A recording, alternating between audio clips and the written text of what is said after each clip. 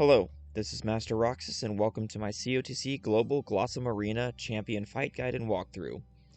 Newly added on Wednesday, October 5th, Glossom is the second arena champion we can challenge. He is a physical-based dancer and is a tricky opponent with many random target attacks and a force swap attack. Glossom is accompanied by two other dancers whom I will refer to as the top ad and bottom ad. For weaknesses, both ads are weak to swords, axes, wind, and dark. Glossom is weak to spears, axes, and dark. Glossom himself has two main fight gimmicks. When 50% HP is passed, his next turn will be used to grant himself a successive strike buff, allowing him to take 2 actions a turn. At about 25% HP in the red bar, his next 2 actions, usually done out of a break, but not always depending on how he reaches that HP, will be used to lock his spear and axe weaknesses, making him only vulnerable to dark damage in order to reduce his shield points. Thief shield cracking will still work, however. His second action in that round will always be to buff himself. For the 2 ads, both can attack and grant buffs. The buffs are the annoying parts, and this determines which ad I recommend to focus fire first. I strongly recommend targeting the bottom ad first, because this ad periodically grants all of them an attack and defense buff. More incoming damage is always bad. The top ad is 2 separate buffs, one for speed and the other for critical rate up. Speed is annoying, but that only makes Glossom likely to beat out some units that he wouldn't before, so it isn't as dangerous as general attack up. These ads have no priority moves or anything that counters, so attack away. Next, let's look at my team and why I have certain units. For my roster, I have Lynette, Viola, Teo, Wingate, Tressa, Heinz, Fior, and Luminous.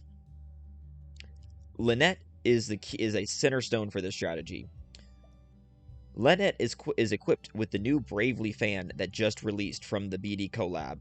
This is a very important weapon and is key to my strategy in this fight.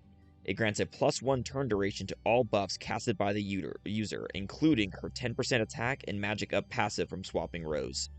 The reason this is so important is now Lynette can easily keep limited turn passives from the start of battle going forever. This is used for 2 passives, Fior's 20% attack up for 3 turns, and the Coda's Glove accessory, which is 30% attack up for 3 turns. Coda's Glove is equipped onto Teo. I'll explain when I get to him, though. Either way, through regular swapping throughout the fight, I can maintain both of these high damage passives as long as I need them, which is very useful. Outside the Bravely fan, Lynette just has speed up accessories to compensate for the lower level fan to ensure she goes before her allies. And she has both her buffs, the AoE front row one and the single target one. I use both because I can use the single target one to cap the one unit's buffs to 30% maximum damage, which is very valuable for Teo and Loomis. I have her slotted in the front to allow an immediate swap to Viola at the start of battle. Viola is a mainstay for the arena champs. She is here for 2 jobs, debuffing the enemies and occasionally shield cracking when needed. You want to keep Glossom debuffed with anti-attack 100% of the time to avoid as much damage as possible. Then use Debilitate, which you can cap with Fior, for maximum damage output when possible. For her accessories, I simply give her a physical belt for boosting her defense, and one of the dragon scarves. For the little extra SP regen to ensure she can always cast her debuffs. Her weapon is not that important as she's not here for damage, so the latest one like Tyrant is fine. If you are watching this in the future when sacred weapons are out, those would be better for the extra SP. Next up is the MVP himself, Teo. Get used to hearing him shout, "Dual Harvesto!" because that move is busted good. For him, you want that move alongside his 3-hit random target for when Glossom is alone and his regen. He is the healer and one of the biggest DPSs in this fight. For that, he also gets a Dragon Scarf as well as Coda's Glove for maximum damage on Dual Harvesto. He uses a BTX. Paired with Teo is Wingate. Wingate is very useful for Glossom due to having really solid dark options. Both a 2-hit single target and a 2-hit AoE dark attack, which are very good for chipping down shields and for some DPS. His accessories are the best 2 Beastly Scarves that you have. Due to being paired with Teo, he's not going to get Teo's regen and needs another source of healing. I also gave him an Innocent Dagger for every little bit of extra damage. Also, Wingate's passive also buffs Teo for extra damage on breaks. In row 3, we first have Tressa, but she is not here to sidestep cheese or to tank. No, she is here for damage. I run her with her 2-hit win AoE and her priority 3-hit spear nuke. Her accessories are the best Dragon Scarf because her SP costs are insane if she doesn't have max HP. And the Merchant's Emblem for extra spear damage. She wields a BT spear. Paired with Tressa is probably the best 4-star unit for this encounter, Heinz. He has one job and he does it well. Dark damage, 2-hit dark, dark single target nuke, and a dark AoE nuke, all used in proper situations. He has a dark rune equipped to help add extra dark damage onto his passive, and an empowering pendant for an extra 250 HP, which has saved him several times for me so far. He wields a BT tome. In the final row is Fior. She hits adds and she hits them hard. 3-hit sword, 2-hit sword AoE, and Collapsy Chargy for nuking and crippling and capping defense down. Finally, if you have Awakening 2, I run her single target dark hit for some extra use on Glossom if needed. If you don't have Awakening 2, I'd either leave out the 3-hit single target or the 2-hit AoE depending on your playstyle and what you like to go with. She also gets a Dragon Scarf because as a warrior she burns through SP really fast, and she has the skill Warrior's Emblem to cap her sword damage up passive to 30% whenever she's at max HP and 10% when she's not. She will often be at max HP though due to her row partner being Loomis, as her passive is a front row regen. Fior uses the ball and sword for me, which I did buy from memory shards. If you did not buy it, then using the Fenrir Sword 3 would be your best bet, as she is mainly here to destroy the adds, not for magic DPS. Loomis. This girl hits like a truck if you get her buffed with Lynette. Her 3-hit single target axe and a 4-hit random target axe shreds shields, and her 4-hit melts Glossom once alone. Her accessories include the bolstering pendant for extra physical attack and the skilled apothecary emblem for 10% extra axe damage. If you did not pull Loomis, the best replacement for this slot is probably Shelby in my opinion. While she won't heal Fior, her 3-hit single target axe will be very important for shield shredding and decent nuke power. BT axe equipped on either. All units are wearing the balanced tyrannical cap and the physical-based tyrannical armor. Alright, now that I have explained my roster and why I have them, allow me to share one more vital piece of information pertaining to Glossom before we begin. Until he reaches 50% damage threshold to start attacking twice a turn, he is actually very predictable.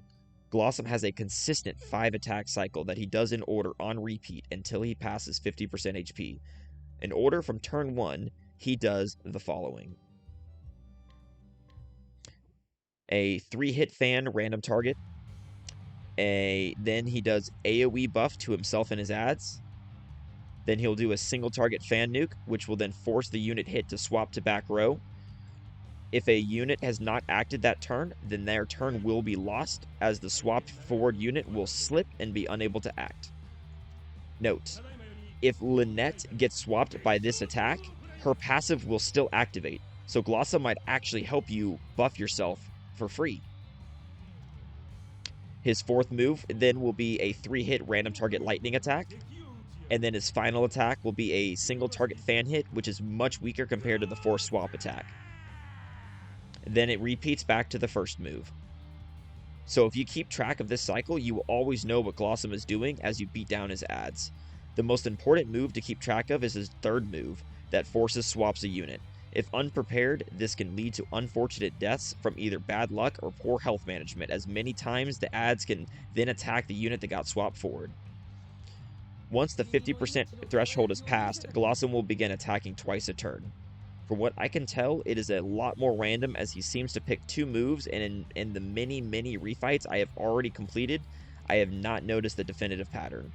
2 important changes are that his force swap fan nuke gets upgraded to a 2-hit force swap nuke, so it deals extra damage, and his 3-hit random target lightning becomes a front row AoE lightning.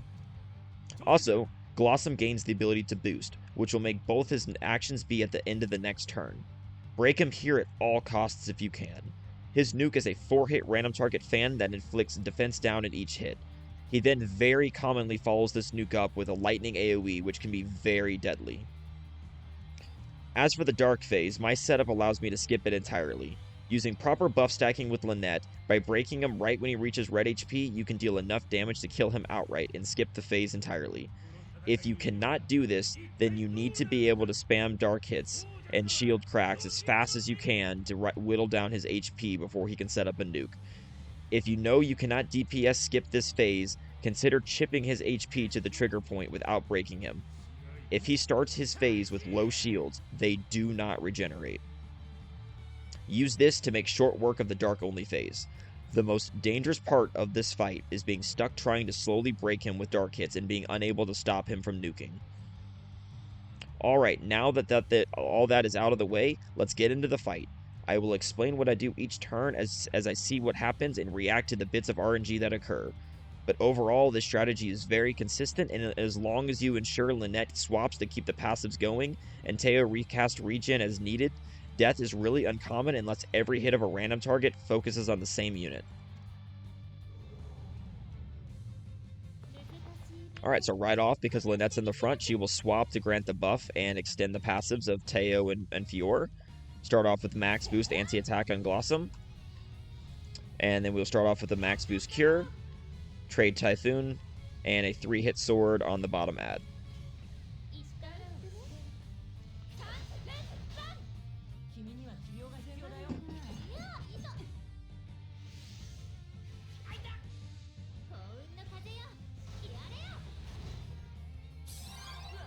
Alright, turn 2, I switch to Lynette and max boost my buff. Start off with a dual harvest, another trade Typhoon, and another 3-hit sword.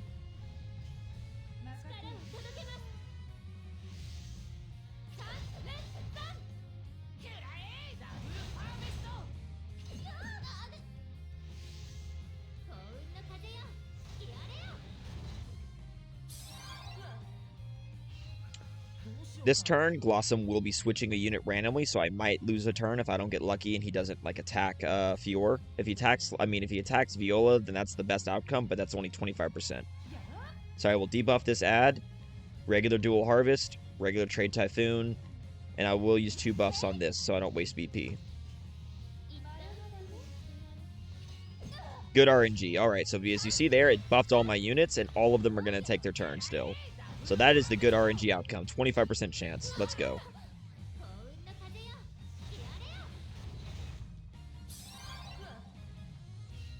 Alright, so now, because I want to do as much damage to this ad as possible, I'm going to Master Moves Fior to cap her buffs. So when she Crumbling cuts this one, it does massive damage.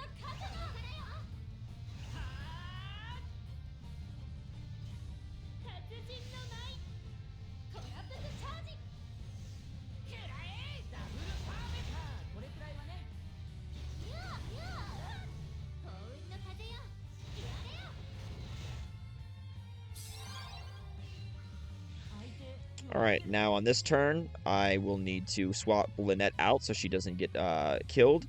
I will throw an extra anti-attack on Glossom. Put Teo in the back for now.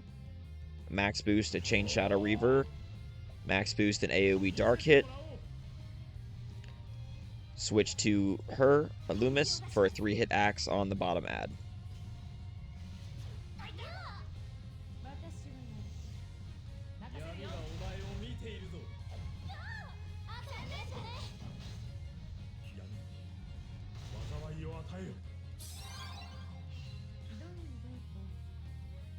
Alright, so looking at that, we are going to throw out another Debilitate in this ad. Another Chain Shadow Reaver to let Teo get SP. Another 3 hits, so that's 2, 2, 2, 4, 7, because this will be another 2 hits right here.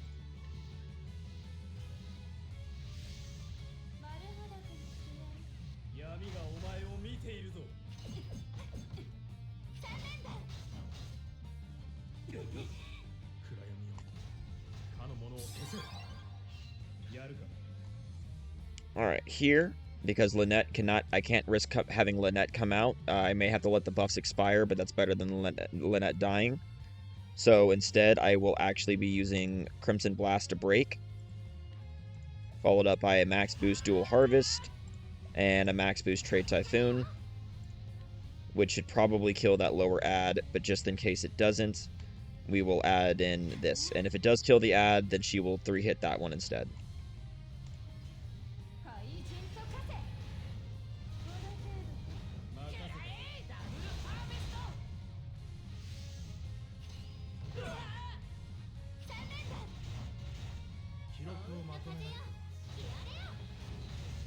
Alright, so bottom ad is down. Teo is going to pop out a regen so we don't lose a lot of pain. Gonna Crumbling Cut the top one there. Get a decently boosted Debilitate going. And then we will get a Trade Typhoon off as well.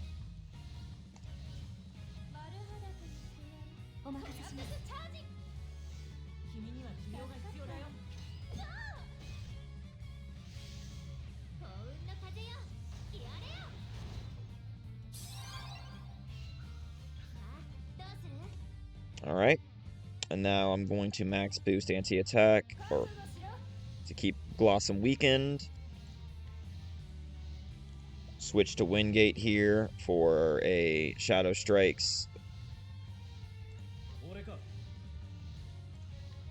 Switch to Heinz for a max boost Dark Nuke. Switch back to Fior to break with Crumbling Cut. Actually, wait, I need to check my passives. Okay, nope, my passives are safe on that. But I do want to get Lynette out next turn.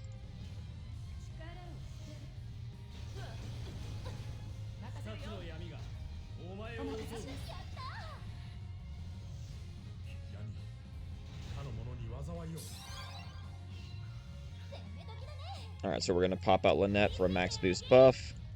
Max boost Crumbling Cut.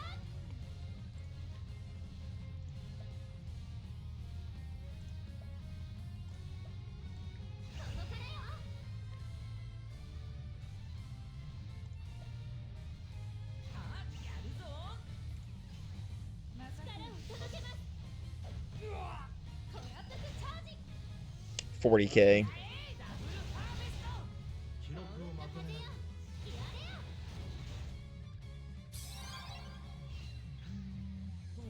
Alright, and now we're going to focus on working on that ad as well.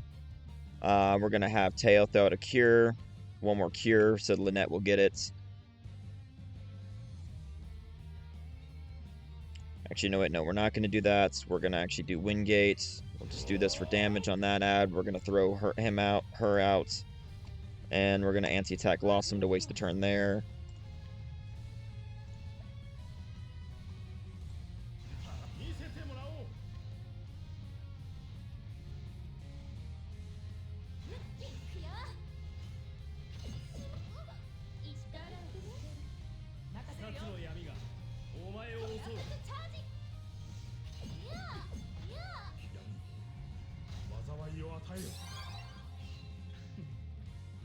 Alright, now looking at this, we can bring out Loomis to do this.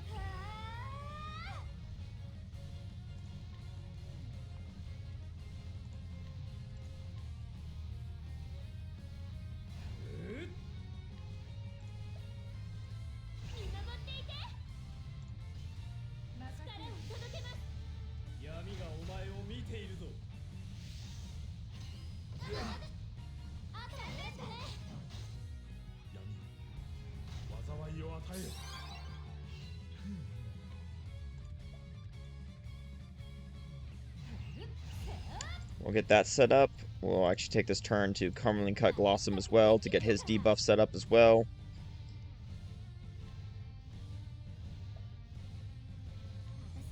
Trade Typhoon followed by a cure.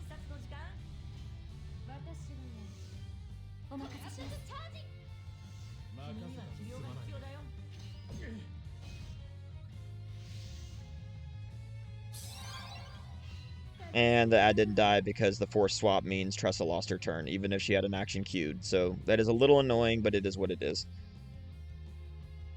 Alright, so I'm looking at my situation of where I'm at and doing the math in turns. I know that this is the 3-hit lightning attack, so I don't really want to risk Lynette coming out necessarily. So looking at the scenario that we're at, Lynette does need to come out next turn no matter what, though. So I will just waste the turn there. And go ahead and we'll get Loomis out to start shaving down that shield. And dual harvest. And that should kill that ad 100%. And now we're setting up for a break on Glossom now.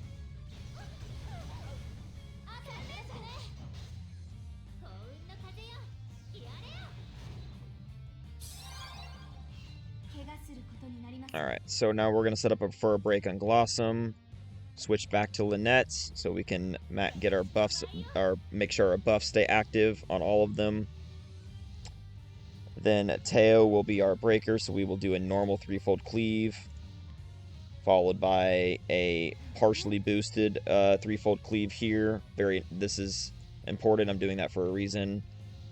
Followed by a max boost dark hit to let Tressa get a little HP.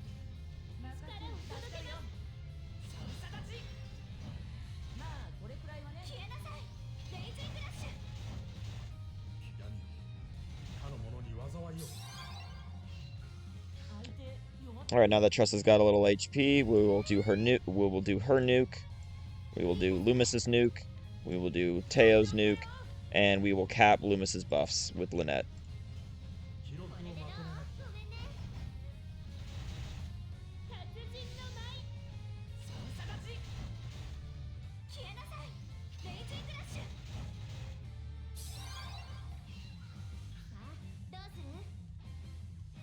Alright, so now that we're gonna this thing, I'm gonna throw out a cure so Tressa gets HP back.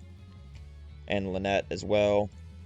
Because I'm gonna use Lynette to buff that. Because this is a free turn, because he is gonna waste his turn with his activating his double cast, so I have a free turn that I can leave them out and not have to worry. And we're gonna start shaving shields.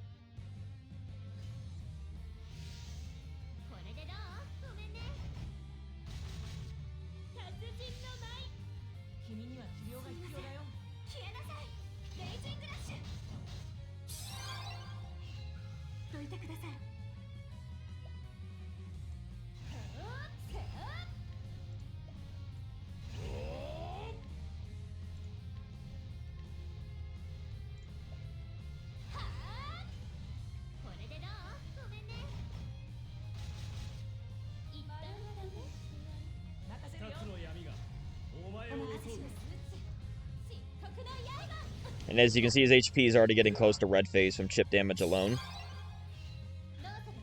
And I'm using Wingate for that to let, because I'm letting Theo get his SP back for nuking. Alright, so that'd be 4, 5, 6, 7, 8, 9. So I actually do want to do a shield crack here to get 11 shields.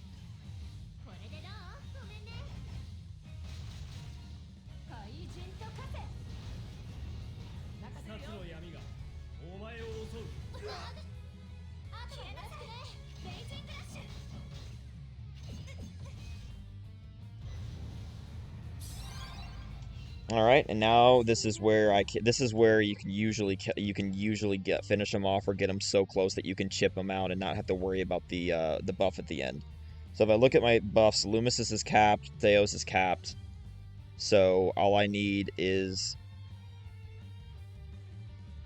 Viola to set up the break right here.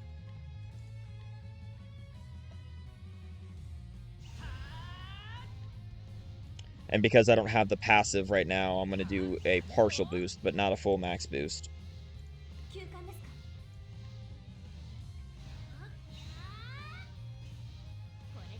Also, I forgot, I just realized that Tressa was going to do that. So I actually messed up there. I meant to do the Heinz's attack, but it'll be fine.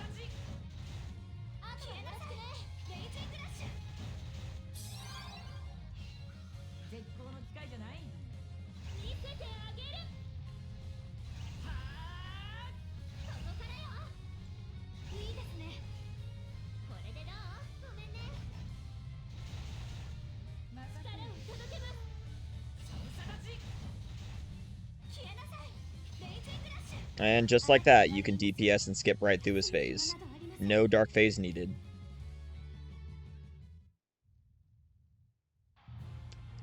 Yep, and so with only a little bit minor RNG, Glossom is actually a very simple fight once you approach it and understand how his mechanics work. And using, Lynette combined with the Bravely Fan and Coda's glove allows Teo to just murder everything. As well as Loomis, it does shred very well. I will say that this is a non-Primrose guide. If you have Primrose, then a lot of this changes because Primrose allows you to AoE the enemies down really fast and do even more damage to Glossom. So if you have her, then she is your number one option to use, and you probably want Wingate behind her. Alright, but anyway, thanks for watching. Leave any comments or anything in the description below. I'll answer any questions that I can. Otherwise, I would recommend joining Shizukat's COTC Discord server. That's just generally where I hang out to help people out with fights and stuff and the like. You can always DM me as well if you have questions, and I will try to get back to you and help you as much as I can. But otherwise, thanks for watching, and I'll see everyone next time. Bye.